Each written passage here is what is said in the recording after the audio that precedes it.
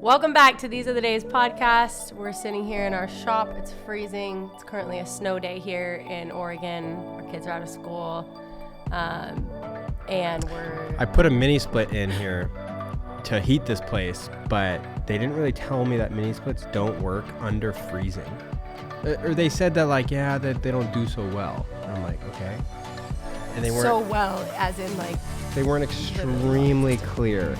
Yeah, but so our office is very cold, hence all of the layers and blankets. But we're here, we're doing it.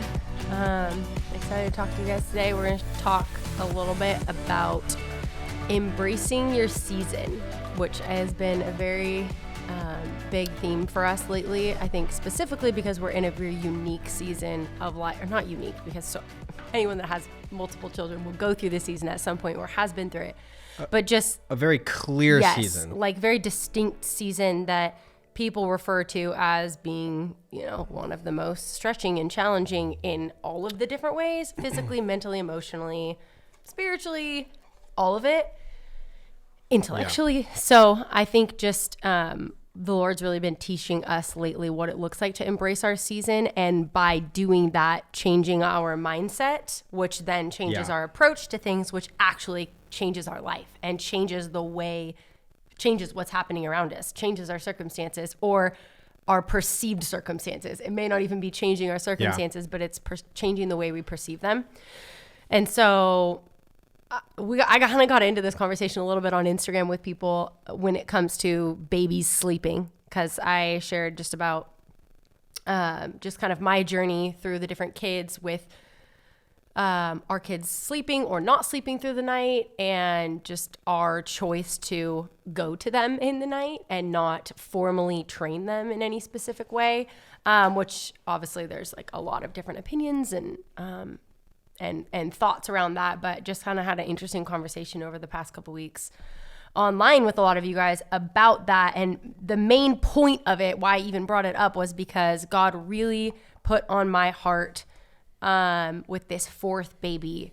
I just had a huge perspective shift when it comes to being up in the night. And that was basically just to accept and expect it, honestly. Just to expect that I'm going to be woken up in the night, accept it. And that alone has just been a drastic difference from our third baby, who didn't sleep through the night until he was 15 months old, and our fourth baby, who still doesn't sleep through the night, and she's 8 months old. Our first two kids we were very fortunate and blessed because they were very good sleepers and they slept through the night really early. So it was just easy to not sleep train or do anything because they just kind of did it. But with the latter two, it hasn't been that way. And so I think with Radley, our third, I was really fighting it. I was so frustrated by how sleep deprived I was, how many times I was waking up in the night. Yeah. Probably a little bit of bitterness and resentment towards you, just because you don't ever do anything in the night and I'm up nursing and you can't do anything, there's not a way you to ask help me to do stuff all the time, but I'm not. But not in the night. You're not waking in the night. Yeah, I'm not waking up. I think just it was really starting to affect how I was a mom during the day, because I just felt that frustration and angst. And anyways, we'll get into it more in a second, but I think that was a catalyst. Well, let's get into it right now. We're in it. Well, do you want to do a Connect card? After we're done with being in it. Okay. Okay. So you posted something, or you were sharing a bunch of stories, and it got a ton of engagement. Because it's obviously a hot, widely debated topic, right? People have aggressive opinions on it. And the angle I think we're going to discuss, not just on the sleep training front, but just in life, is this idea of your mindset being such a powerful unlock to, you can literally be in the exact same situation and be experiencing hell or heaven. Mm-hmm. And all it takes is a flip of the switch of the brain. And I really mean that, very literally. Which is actually, some might say a choice, the flip of the switch, right? Would you define it? I feel like you often in conversations say it's a choice, the whole concept of choosing joy, right? You choose it and that's your mindset. Then you live into it and it becomes. Yeah. I mean, well, some people accidentally choose it. They have a specific set of programming that has allowed them to maybe see the reality of a situation, and they don't really choose the truth, but they find themselves in the, you know what I mean? So it wasn't necessarily a choice, but the reason I harp on that though is because I think for me, it was a choice, but it was also more of a surrender. Yeah. Like that. And totally. I think there's a difference between like choosing to change your mind and surrendering and surrendering it to God and letting that kind of then transform what is to come. Well, that's the choice is to let go, and the letting go is the surrendering. Yeah. And so I know it's nuanced, but it's nuanced, and it does feel powerful enough to like talk about and share, because for me, that is kind of what happened. Like, I didn't just choose to say, I'm going to have a happy attitude about this, and every time I wake up in the night, like, it's all going to be fine and dandy. I just stopped fighting it and embraced the season when I was in. That's the word that I really feel like the Lord's been putting on my heart. But it really is surrender, you know, like how the Bible talks about all the time, like surrender and trust, right? Like my college mentor, it was like one of the things she said to me more than anything, the verse in Isaiah, I think it's like 51 something. And it's like, in quietness and trust is your strength. There's something else about surrender in there. But anyways, the point is, like, I think in the actual surrendering to your season of life, you can enjoy your season of life so much more, whatever season of life you're in right now. And for me, that's been especially powerful with the sleeping thing. But I mean, so you've dramatically shifted your, I mean, not just your energy's changed, but your mood's changed. And would you say you even enjoy the process now? Yeah, not that I didn't enjoy it with the other kids. Like, I've always loved nursing them. I fought so hard to nurse. Like, you know, I think that there's sweet moments in the night, and specific with our first two, like, it was awesome because like they didn't wake up in the night that much, but then when they did, when they'd have like a regression or they're teething or whatever, like it felt sweet. It felt intimate. It felt like I got to rock my baby in the night, and like it was okay. And I didn't have to get up at, 6 to go to a job. Like, my kids are waking me up at that time, but I didn't have to be ready and prepped to go somewhere, to whatever. And so I think it was sweet. But then with Radley, I lost some of that sweetness because I was like, why aren't you like these other two? And I had expectations that weren't met. And then when those expectations continued to just drag on, it became harder and harder. And every night I went into the night kind of dreading it. My mindset was going into the night like, and you're overtired. You're all so the things. tired. I'm so frustrated. No one can help me this. I'm doing it myself. I'm waking up, then I'm tired. Whereas with this one, and I will admit, some of it might be last baby or potential last baby syndrome. Like, some of it might be that I am just cherishing that more. And it took that, like, maybe it's our last baby to get me to cherish it more. So I will admit that, like, there's probably an element of that. Yeah. But I think I wake up in the night a lot with Mira, and I'm not, it doesn't feel like a fight. I just go to her, I nurse her, she goes right back to sleep. It's pleasant. And I'm up. Like, I can see on my Oura ring how much I'm up in the night. Like, I'm up a lot. And some nights only one time, like, it's not terrible, but it's not like I'm up, like, rocking a baby for hours back to sleep. It's like I'm up, I nurse her, comfort her, and she's back asleep, And so I think that, I've started my days with so much more energy when, like, on paper, if you were to look at my sleep scores on my Oura ring with Radley and my sleep score on my Oura ring with Mira, like, it probably were the same, or like I was waking as frequently, but it doesn't feel like that. Yeah. And I wake up tremendously more energized. Like, in the morning, I'm ready to go.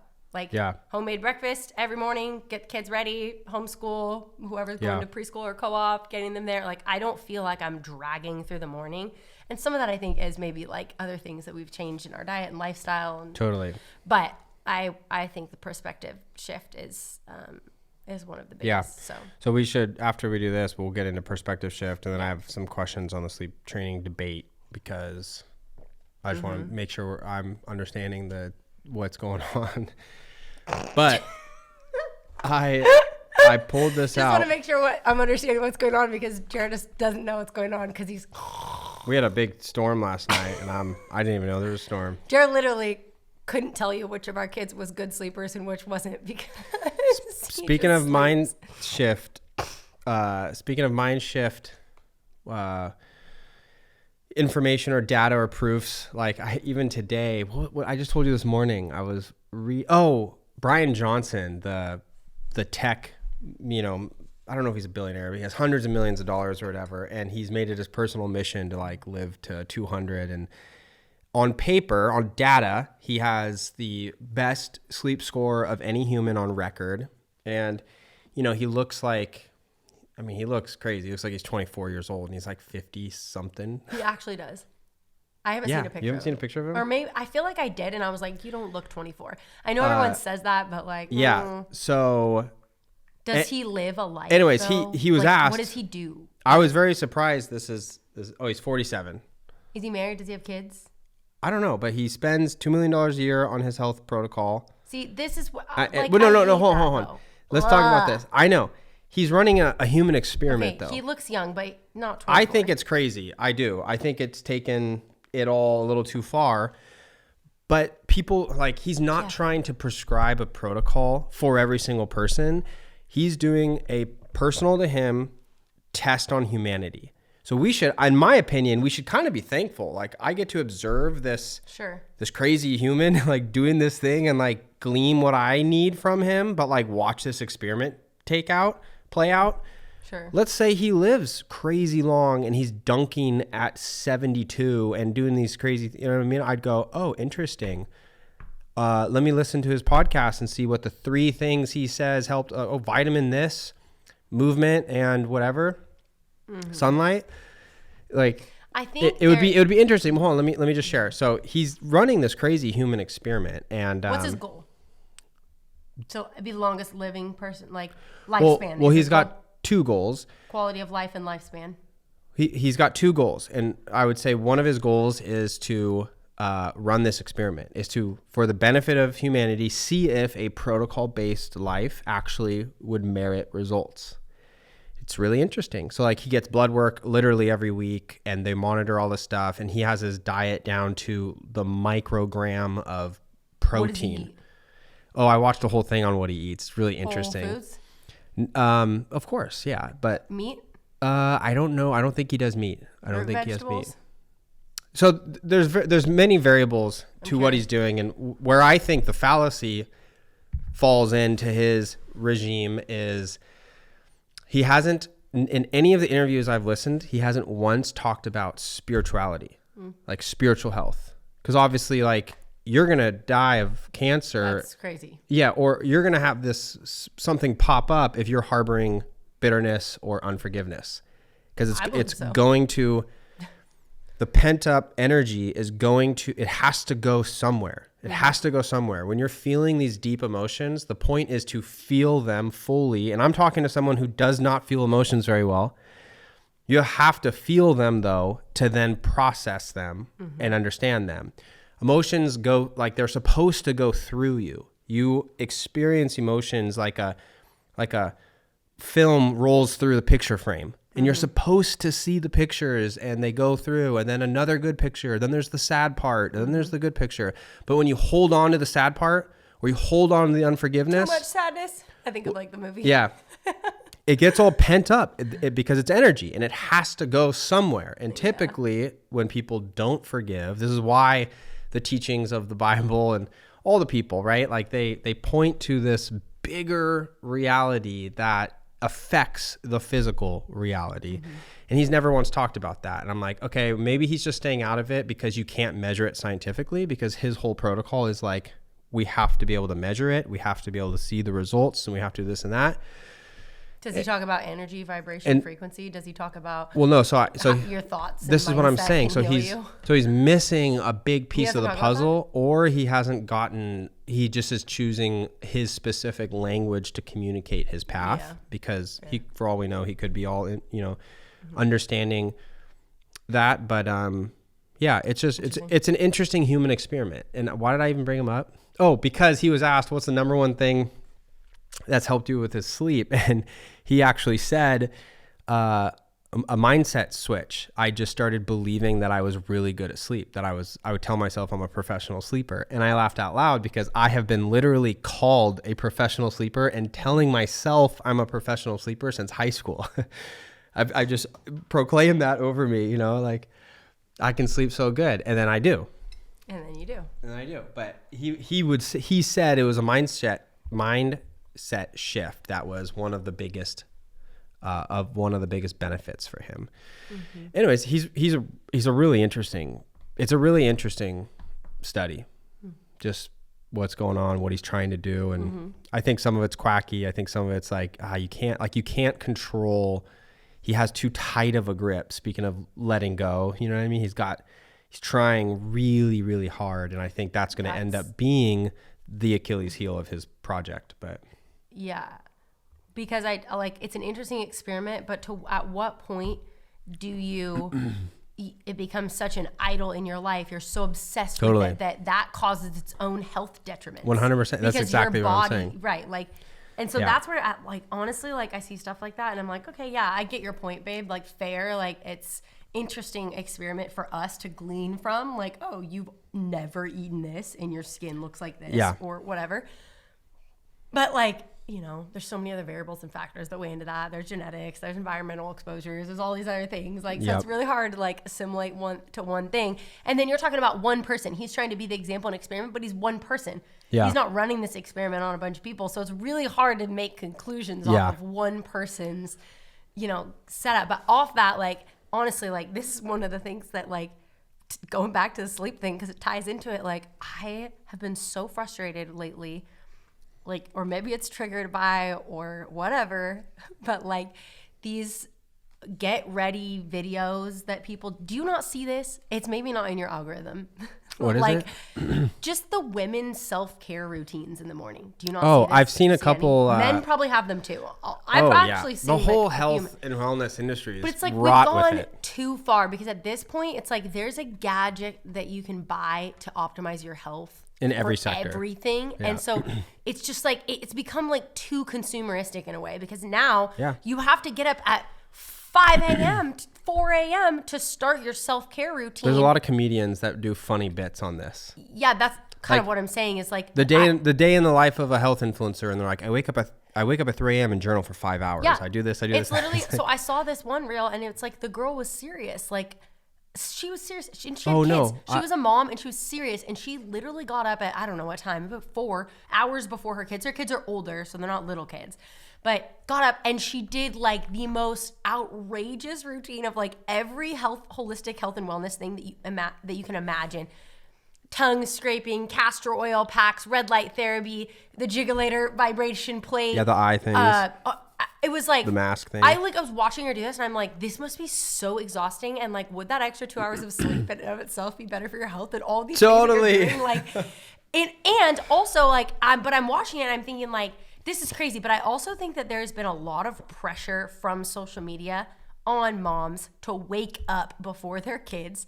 And maybe some of this is coming from the Christian community specifically, because I think there's a lot of pressure on moms to wake up and read your Bible before your kids get up in the morning. And I'm not knocking on that. I think that's a beautiful thing to do. And my mom did that. And I remember watching her do it when I was in school, like in grade school and beyond. Obviously, I don't remember what it was like when I was 2, 3, 4, but I don't know that she was doing it then. Maybe she was, maybe she wasn't. I don't know. Yeah. But I do think that like in this season of life, a lot of women, a lot of professing Christian women feel a lot of guilt for not doing that. Totally. And I think that keeps them out of intimacy with Christ, which is 100%, not what God wants. And literally like, get him with the right hook. It's okay to just in this season of life embrace, again, back to the embracing the season of life that you're in. And I am like not speaking from this place of like, I've got this figured out, right? I'm telling you, I'm triggered by these things and I feel the guilt too.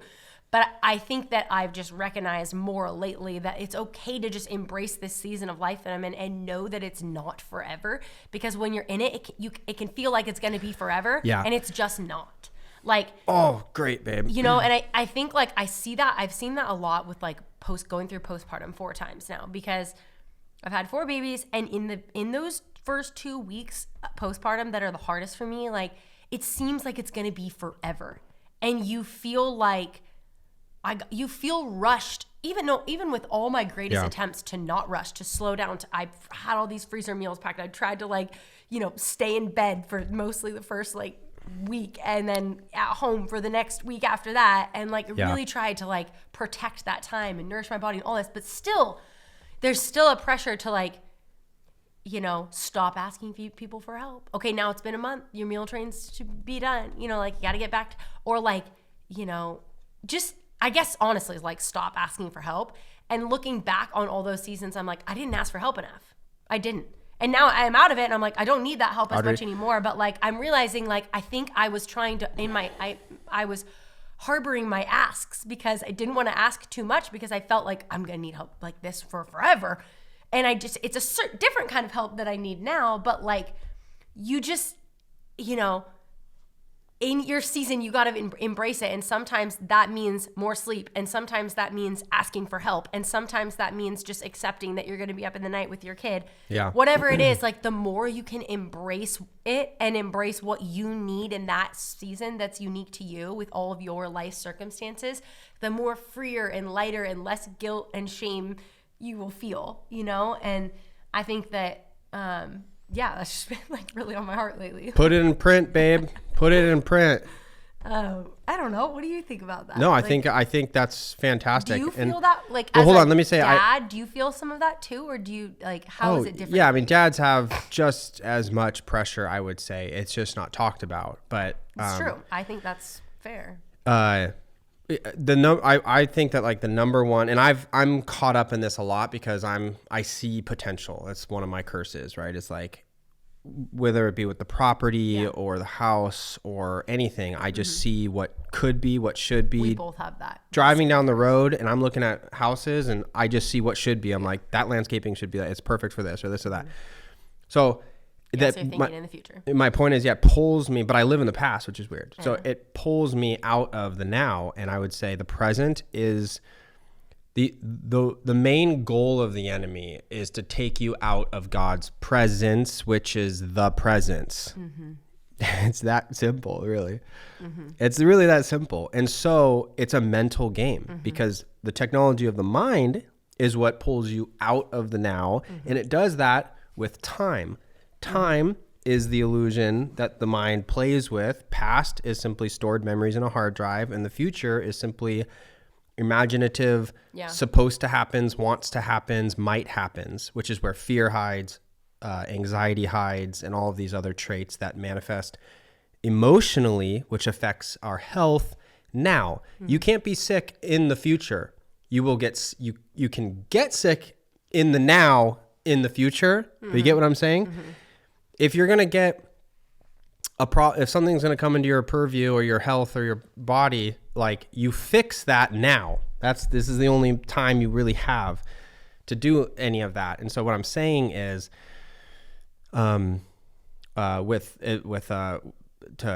tie it back into what you were saying about accepting your season and you watching that lady who went through like all this crazy stuff. Cause I see it too. I see these people do these things, and on social media, it's so easy to get caught up in the shoulds, the wants, I'm not doing enoughs. And that's why it's so mentally taxing, and mostly because it brings you out of the now. Right. And it brings you out of, you are constantly seeing people that are in the season of life ahead of you, and are seeing people that are in the season of life behind you, or you don't know what season of life they're in because you're only seeing a small picture. So you think like, oh, they're doing this, I should be doing this. Yeah. Oh, wait, I don't know if they have kids. I don't know how old their kids are. I don't know if their kids are sleeping through the night. For what it's worth, 1 kid or 10. You know, we fall into this trap all the time. That's why we can talk about it. That's why we can talk about it. Yeah, it's like we sometimes look at people that do what we do and work online, and we're like, how in God's green earth are you doing that? Are you able to do that? And then we either investigate a little bit, or we text a friend of a friend or whatever it might be, and it's like, oh, okay, they have a full-time nanny. You know, or there's always a variable that like you don't see. Or you have a full-time tutor for your kids. Whatever it is. Homeschool, or your kids are in school all day. A lot of it has to do with a lot of it has to do with kid. In the young season of life. In the young season of life, if you're doing like work things, you know, because you just can't. So we've, you know, in the last couple years have admittedly put ourselves in the spot of like. We're in the slow lane. For a lot of things. But we're watching friends do the fast lane, and they're seemingly in our same season of life, but it's like their kids go to school every day because they're like usually a lot of our friends are a couple of years older than us.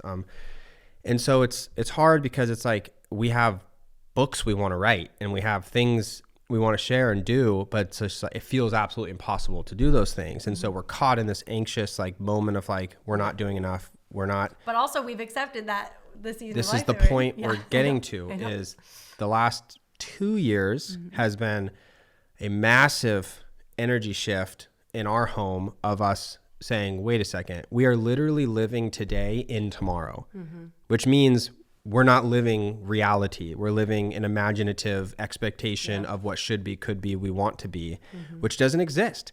That is a virus of the mind.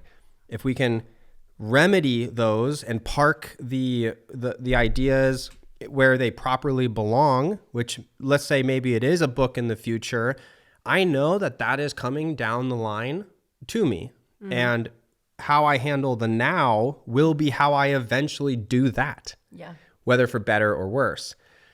And so being able to go, this is our season, and clearing the head, and honestly, stillness practices and contemplative prayer and meditation and sitting in the red light sauna and just getting the distractions, which are thoughts. Thoughts are the distractions, getting them to quiet and go away so that you can actually have a chance of hearing the still small voice that often shows up as intuition that tells you this is the right thing to do or this is the wrong thing to do, or a random idea pops into your head because your imagination is actually accessible because you've allowed yourself to be bored for half a second and not look at your phone.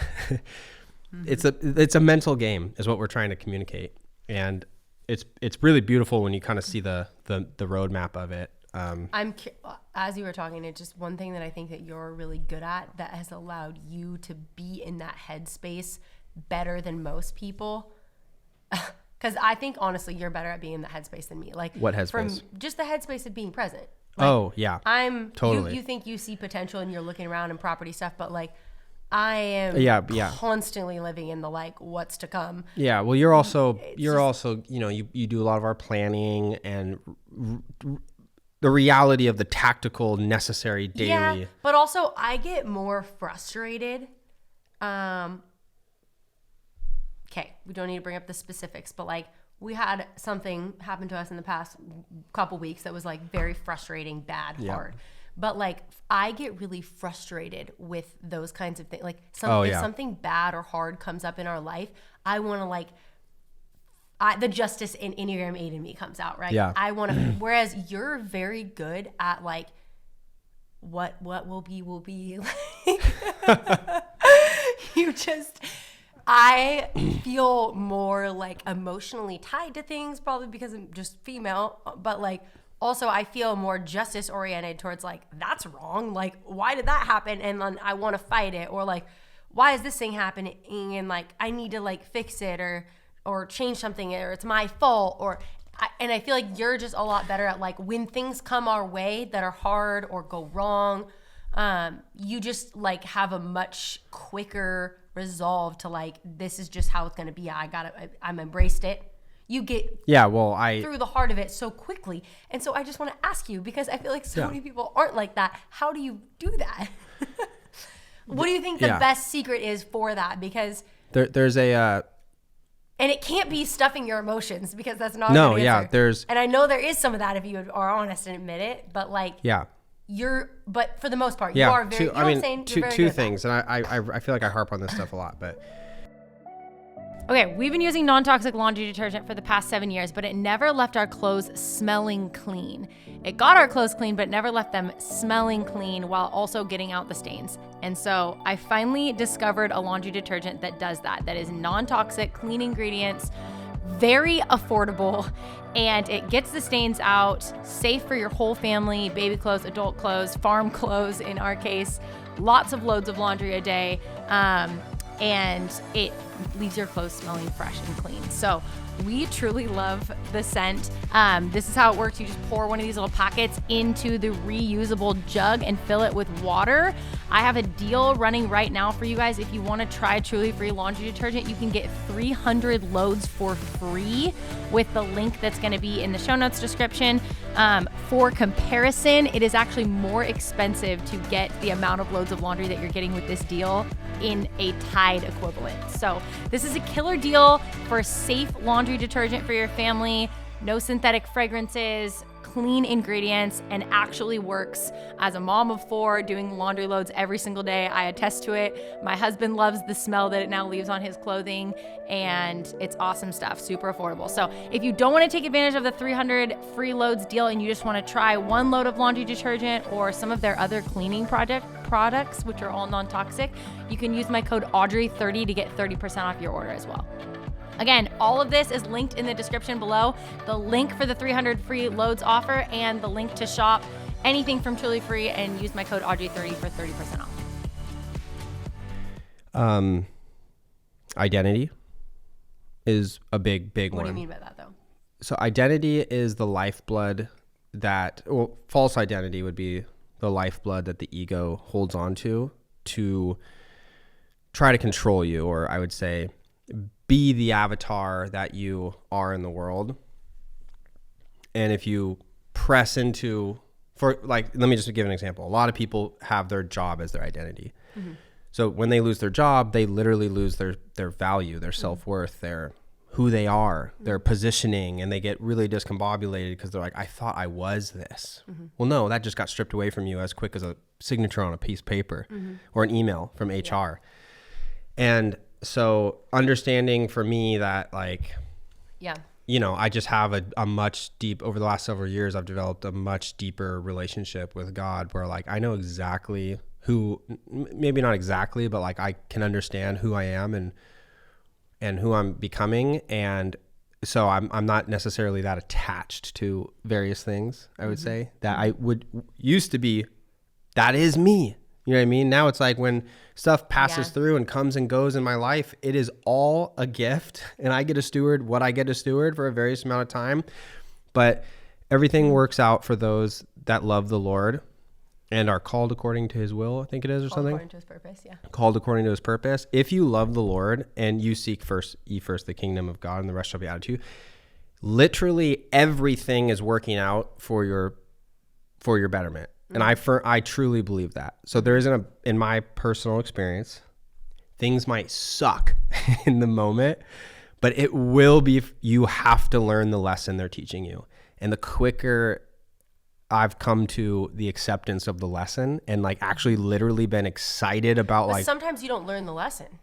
And that's the problem, is we refuse the growth required.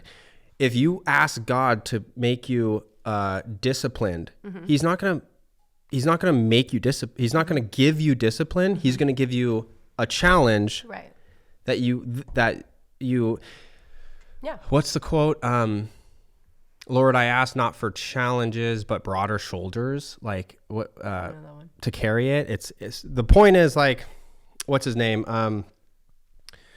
Alex Hormozy has a whole thing on this that's really good, and it's this whole rant that went viral or something. But it's if you ask the Lord for patience, he's not going to give you patience. Yeah, he's going to give you the thing that produces it. The thing that produces it. Yeah, and so the quicker you realize the challenge is literally what God's trying to get you to understand. Mm-hmm. And so every single challenge that comes or problem, and I understand, I people might be listening to this Jared, what the actual heck? It's so easy to say. I'm here to say I've been through some pretty gnarly stuff over the last couple of years, and I've just open-handed, and I feel like I've experienced and now know the game or the process in processing these challenges. And so, sorry, I got off on a rant there. But do you think that because it's interesting because I feel like a lot of people that, go ahead. I just want to finish that because it probably doesn't make sense, but it does make sense. I think I was totally tracking with you. Really? Yeah. What I'm trying to say is acceptance, accept God's or pursuit of God is the golden thread that you're the track that you're on, and good things and bad things will come your way. They have to come your way. They always will. But it doesn't mean that the golden thread doesn't exist or isn't real or whatever it might be. It simply should reinforce or teach you the lesson on your journey. So it's yeah, again, that's probably not even a good way to explain it either, because every analogy breaks down. But what I'm just trying to communicate is everything works out for those that love the Lord. And do you think that really you've learned that though more? Like, do you think that that's always been how you were? Or do you think that like ever since everything went down with the farm, that changed? Like, do you think the farm death was a catalyst to your mindset shift in that? That was the biggest catalyst of my life. Yeah, it was the farm shift. But do you think you became all of a sudden so much better at that? I don't ever. Or were you? Age could be a play. Yeah. Kids, you know, the ingredients of life kind of makes up the cake, you know, as you're eating it right now. But I don't remember a time in my life where I think I've had the clarity of kind of how God, you know, works, I think. But again, I could be wrong. I'm just sharing my experience. And I know some people have, you know, a really difficult life and it's hard to hear this, but a lot of times people getting off the victim mindset trail is absolutely huge, because I think when we're always projecting our problems onto someone else or something else, or I can't catch a break or this and that, we're never, Jesus says the kingdom of heaven is within. Like, we're never going inward and processing and actually dealing with the emotions. And once you start having these literally like shoulder releases from forgiveness or whatever it might be, these energy releases, things just start changing. And it's hard to explain, but it just does. Yeah. And a lot of it is the mental shift, like we were talking about, the letting go, and like what is, and everything's a lesson. And these aren't just like fake, fluffy self-help sayings. They are to someone that hasn't experienced their effects, but when you have, it's more the reality of life. Yeah. And the more that you have, the more you actually want to live into that mindset, the more you are apt to surrendering, accepting, embracing. And so the more you experience it. So that's where you then become more passionate about talking about it, because I would say we were in that camp for a long time of like hearing it and being like, yeah, sure. Okay. Easy to say.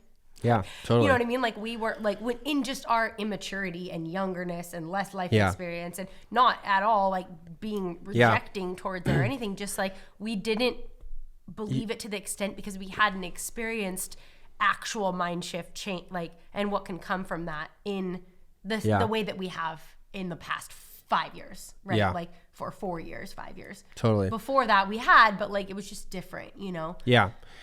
And so I hear that. Like, I think it can be really hard for people to be like, oh, so easy to say, like, just think this way and then you'll be not sleep deprived as a mom all day, or, you know, just think this way and your biggest dream of your whole life, it's you'll hard be to okay. communicate. Just accepting the reality of you're not going to get it anymore. Like, but it's like, yeah, it's true. Like, and then, you know, it's interesting, like, for us being in the position that we are, when we talk about these things, you're met with a lot of people, you just are met with feedback from people that have also experienced that. So it kind of further reiterates, because we have the unique opportunity to be able to hear these stories that, you know, you guys are sending us of like a similar experience that you experienced when you surrendered and this happened or whatever. So we just have a wider vision to it all, which is a really cool thing, because we get to see, we just get to see it more, you know? And so like, and anytime we talk about anything, we get to see it more. And so like, then we want to bring that back to you guys, because a lot of you guys don't get that wide of a broad of a view. And so I think that's kind of like, you know, I mean, part of the cool, we talked about letting go, about like what we get to do. Letting go in a love letter life. Like, the second we let go, you know, we found each other, or whatever, however the story went. Walls must fall. That part. Yeah, that was your letting go for sure. But we've told this to a lot of people, right? Over the years, the Beating 50 content and stuff, people have asked, you know, more younger people have asked, how do I find someone? And it's like, well, how hard are you looking? Oh, yeah. Because so many people, again, we're always looking, we're always blaming, we're always trying to look out and do these things. And it's like, man, just like, are you the marriage material you're looking for? And just let go. Like, stop trying to grab so hard. And I promise you, someone's just going to show up, you know, like you will literally trip on their foot at a restaurant. But also don't be the classic, like, dying, drowning in the ocean, and God's like, I sent you a boat. I sent you a you know what I mean? That's like, not what I'm don't be saying. that. Yeah. I know, but I think some people can be that way where they're like, well, yeah, because they've been asked on 10 but listen, dates and it's they turn because them all though, down. they've been asked on 10 dates and they've turned them all down because they keep saying God's going to send me someone. It's like God just sent you 10 people asking you. But the thing about that analogy that's so good is they're actually still holding on to an expectation. Mm-hmm. They're still holding on to what they think God means when he says, I will, like, it's going to be this. You don't know what They're it's gonna look still like. holding on. And this is where like like all the Carl Jung stuff and Nietzsche and all these like great philosophers of old, like have identified the shadow self, even Richard Rohr from true self, false self type stuff, like these deep subconscious realities. And when I say subconscious, it's literally like you don't even know they exist. You don't even know you have these prejudices or you have these expectations. They're so deep within you in the programming of your software. Like it's how 80 or 90% or whatever of what you do is autonomous. Like you literally don't know you're doing it. That's how programs work. And so the more aware or conscious we can become, the wider field of view we get into reality. And it's just amazing. But shall we do a card? Yeah. Should we end with the card now instead of start with the card? Yeah. Let's end with this. Okay. Oh man, I lost. These are all good, but these are all good. I'm just gonna read a couple. Yeah, we can do a couple. We'll pick What's one. our time? What are we at? 40. Okay, we can do a couple. So I'm sure this one's a interesting. tangent or 10. This one's interesting because it might be negative up front, but it's actually kind of a funny question. Like, what is the worst trip we've ever been on? Most of the time, when you're paying for a trip, though, you won't admit it until you ask each other this question, and then you're like, "Oh, that was a bad trip."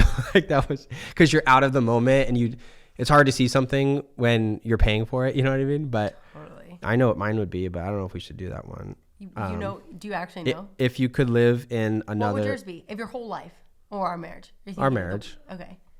Probably that one Hawaii moment. That one Hawaii trip, It wasn't the worst trip though. It just Again, expectations. It's not bad, but it's just not. It wasn't our cup of tea. You know what I mean? It was a great trip. You were stuck in the room a lot with the kids because I was. The whole thing it was like I think I'd rather be home.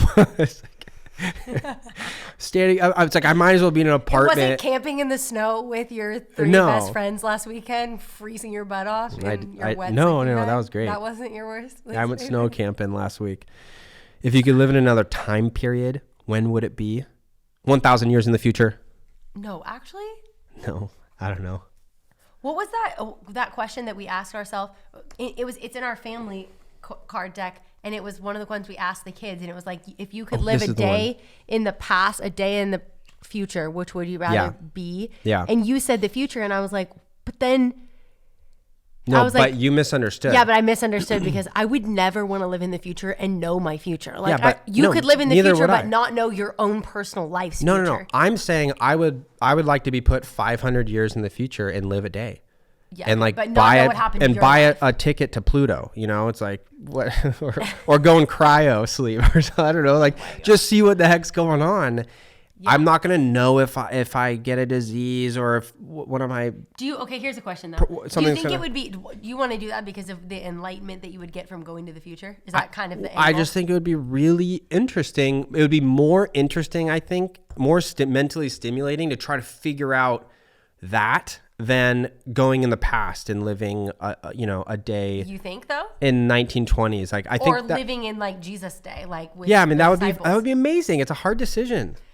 I would want to live in Bible times and just like I think because then I think that it would give you you're thinking in this, which is interesting that we're thinking this way because I'm so future trust me, and you're so past. I know. I think that if you're going to the future, I think you forget you. It's so easy to say like, oh, if we go to the future, it's gonna be so interesting. We're gonna learn so much about like when I come back to the present, like what it's gonna be like in the future, and the future is where you're going and what matters. That's not really. But like, think about how much there is to be learned from the ancients, from the past, from all of that we don't know because we haven't had access to learn that. This is what I'm saying. And like carrying that back to the present. It's a day. It's 24 hours. I know. You're barely going to know where to go to the bathroom by the time you're headed home. Yeah. So you literally are going to be able to walk or do whatever for walk a half mile or try to talk to someone and my point is you're going to get more color from the future. I agree with than that. in the past. That's fair. It's just kind of, it for feels, a day. That's a good perspective. I would love to go to a time where there's no phones, no technology, no nothing. But like just live in it longer. And be able to experience it for like that one show. What is that one show we watched a couple episodes of a few years ago, where she gets brought to the future or something. Oh, Outlander or something like that. Like that would be interesting. Yeah, time traveling. Okay, let me ask this question. Oh wait, did you answer that or was it? Yeah, I kind of want to say like the time when Jesus was alive. Like I would want to see Jesus. I would want to experience, if I could go and spend a day in Jesus's physical presence during that time, I think that would give me so much perspective for my life now. I agree. I mean, that would be fascinating to see, again, he got murdered. Yeah. He was the heretic of the day. And I just would want to see. He was the person on the news right now being crucified for false information. Right. When you put it that way, it's just hysterical how uptight people get with, so much stuff. But he was. So like when you go back, like who knows? You might not even know. It would probably take more than a day to even figure out who Jesus was, given the grand narrative at play. Yeah. You might be like, wait a second, like my 2025 westernized Christian modified version of reality. I would break all those like. Yeah, I just would want to break I thought Jesus would be like this or that, but he's actually the home, like even like the chosen, like I feel like has for a lot of people just giving you like it's programming, right? Like I used to think of Jesus like I had this visual of him, my 90s Christian church upbringing visual of Jesus and like what he was like and how he is. Yeah. But then like since watching The Chosen, I think that's changed. I have a much lighter view of Jesus now. I have a much less it's humanized him even more, I think, for me. But still, like that's just a television programming, like totally. I think just breaking all of that and just seeing like him for what he was and who he was and experiencing it would be so interesting. Totally. But, I love that. I think that's a great answer. Anyway. This one's good. Yeah. If you could live anywhere for 1 month, where would it be? Probably Hawaii. Really? Yeah. Bali, hands down. Make it 2 months. You've never even been there. Done. All in. You've never even been there. Why Bali? Perfect. Why? I don't want to go anywhere I've been. What? Why? Because I think it's awesome. You've never been there. What do you think is so awesome about it? I think it's a more homegrown, like Hawaii is so homegrown. It's so commercialized and just crazy, and it's beautiful. It's amazing, but like Bali's just more. Hawaii is not commercial. It's more. You literally. I just feel like it's much more. There's something about it. You haven't even been there. I thought you were going to say Costa Rica because you've been so hot on Costa Rica. Costa Rica is more of a practical, like I literally want to try to figure out a way to go spend a month in Costa Rica as a family. Yeah. Before the kids are all grown and crazy, like how could we make this happen?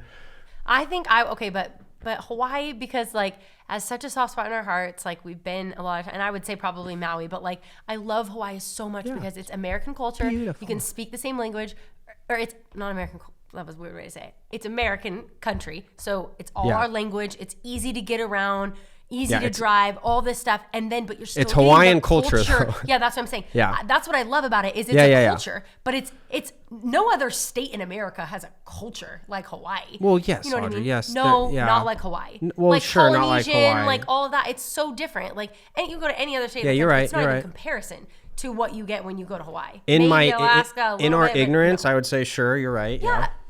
But yes, like they have their own, food. They have their own way to, like, just everything. And I think just being on the beach every day, waterfalls, cliff jumping, sand, ocean waves with the kids, but in still America, great. we would know people there. Of the entire world, you would choose. Honestly, so both of us chose a tropical place. That's interesting. In the entire world, though, like a lot of people would maybe choose Hawaii. It's also the dead of winter here, so maybe that affects it, but. Yeah, I think it'd be cool to maybe go somewhere in like up in Germany or Switzerland or something like that for a month. That'd be beautiful as well. But I think I need the vitamin D bone warming freezing in the shop. Yeah, just barefoot every day, minimal clothing, fruit platter breakfasts. Mm-hmm. Do you think we will ever go sand and in live your somewhere bed like that for a month with our kids? Do you think we actually will? I am going to figure it out. I'm going to Like, work hard to make that. You know, I would like to figure that do out. school over, put them either in a school or just do homeschool over there somewhere. Like, It'd be a really hard thing to do. And it's kind of one of those weird and trade-offs. when they're older and they have like activities and sports and things. Well, it's one of those weird trade-offs of like, it's hard to have a cow and, a garden and stuff on the property. Yeah. When you have that type of, dream, you kind of have to pick. And that's, again, part of the dilemma we're in right now of like, we're in this weird little in-between. But I think, we're in the picking season of life. Yeah, but it sounds audacious and privileged and pretentious to say, but like, I think we live in an era where that's pretty possible to do. Like that's not outlandish to say I'm going to go. There are people that do it. Mm-hmm. Oh yeah, totally. And I think giving that experience to the kids, it would be awesome. And yeah, it just would be a fun family bond. I saw something the other day that said, I don't know how many. So what your kids remember. Yeah, it was however many thousands of kids were reviewed or whatever, and it was something like 90% of core memories were family trips. Yeah, which is crazy. Because you could which remember it doesn't need to be a trip. Hold on, it doesn't need to be a trip to Hawaii. It could literally be camping. A family backyard camping moment. Yeah. But like it's an activity of the family, and you can scale that as a billionaire or as someone that makes $30,000 a year. Yeah, just outside of your day-to-day environment is really what you will remember the most, because it's harder to remember the things that that was in my day-to-day every day versus like it's expanding I would say that's true of my childhood, the consciousness of the kid, right? Like I traveled a ton as a kid growing up through high school and all that, and like I remember going to Haiti, and like I have core memories of being there and seeing just expanding my awareness of reality, you know what I mean? And bringing hold on, was your first time ever going to Haiti that time when you wrote me the letter from there? I wrote you a letter from Haiti? That was your first letter you ever wrote me. No, you were in... I was at Summerstaff. I wasn't in Haiti. You wrote me a letter from Haiti. No, I think I sent that before I left. No, because you talk about Haiti. You wrote a poem to me then I must in have that letter. Been after. Okay, you wrote it from home after you got back? I'm sure. I don't think I sent a letter. You wrote it. You talked all about Haiti in your letter. It was like half your letter because you were in Haiti while I was in Summerstaff. And I remember that was the first letter you ever wrote me. Remember you sent it to Summerstaff, and I got this letter, and everyone there at camp was like freaking out. You got a letter from Jeremy Audrey, and we were like totally in friend zone. Oh yeah, totally. I was for another year hardcore in friend zone. Friend zoned. But you wrote me this letter, and I remember there was like a poem in it about, and it was like inspired by your trip to Haiti. I still have that letter. Yeah, we have all our letters in a great box. Well, that was a fun episode. Seek ye first the kingdom, and the rest shall be added to you. Seeking the kingdom is a mindset. It is a positioning it's a collaboration between the mind and the heart to seek God. And I think the unity of the two, the harmony, that's the game. And so, and that's also love. Right. Mm-hmm. And so I said this on somewhere, I think on X or whatever, but like if your ideology doesn't lead you to love, I think you're missing the mark. And to miss the mark would mean you're in sin somewhere. So it's interesting. But yeah, totally. Yeah. And if you're a mom that's up in the night, embrace your season. Embrace your season. Just, that's for what it is. That's a moment to love. It's short. The days are short. Yeah, the days are short. Parenting doesn't stop at 7 p.m. Yeah, it keeps going. I saw something the other day that was like, next time you're frustrated at your current situation, picture yourself in 30 years and the amount of whatever you would give to have this exact moment back. And that's not to say every moment you're going to feel that way, because there's some moments that literally you never want to repeat again. Getting thrown up on in public or whatever it might be, but like still... there is beauty in just accepting that these are the days. Yeah, totally. And I think too, like, it can be so easy to in your mind think sometimes like I think people try to justify that with, oh, well, I need to take care of my mental health, or, you know what I'm saying? Like, I'm not saying that's bad, but like some people will say like, I have to do this or whatever for my sanity, right? Like people will make those kind of like claims, and I get it. Like I've been there, you know, I've made those kind of claims before about certain things, but like, I actually think like maybe just ask yourself, like, you know, I'm using the sleep training thing as an example and not to harp on that, but like you could use it for so many other examples. Like, is saying, you know, I have to sleep train my baby for my sanity because I was losing my mind and my mental sleep and I was sleep deprived and my mental state was suffering and blah, blah, blah, all these things.